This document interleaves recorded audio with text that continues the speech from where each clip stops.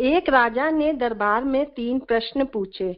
भगवान कहाँ रहते हैं, क्या खाते हैं, क्या करते हैं? कोई उनका उत्तर न दे सका।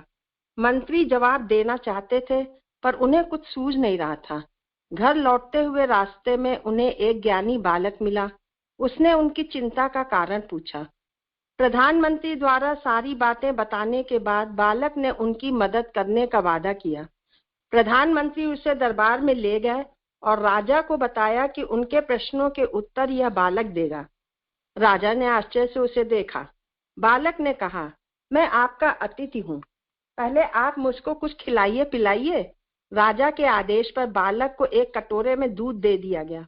बालक देर तक कटोरे में उंगली घुमाता रहा। राजा ने पूछा, यह क्या कर रहे हो? बालक बोला, मैं इसमें से मक्खन निकाल रहा हूँ। राजा ने हंसकर कहा, दूध में उंगली घुमाने से कहीं मक्खन निकलता है? इसके लिए दूध को गर्म करके जमाना फिर मसना पड़ता है। बालक ने तपाक से कहा, मक्खन की भांति ही भगवान जगत में है। तप, ध्यान और चिंतन से उनका साक्षात्कार संभव है। राजा ने पूछा, अब बताओ भगवान खाते क्या है? बालक बोला, महाराज, आपके पहले और अब के आचरण में कितना अंतर है। कहाँ गया आपका अहंकार? आपके अहंकार को भगवान ने खा लिया।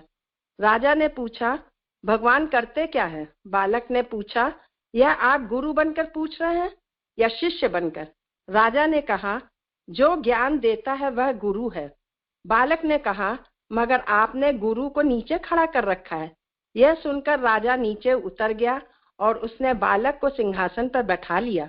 बालक ने कहा, भगवान यही करते हैं, जब चाहे किसी को सिंहासन पर बिठा देते हैं और जब चाहे किसी को उतार भी देते हैं।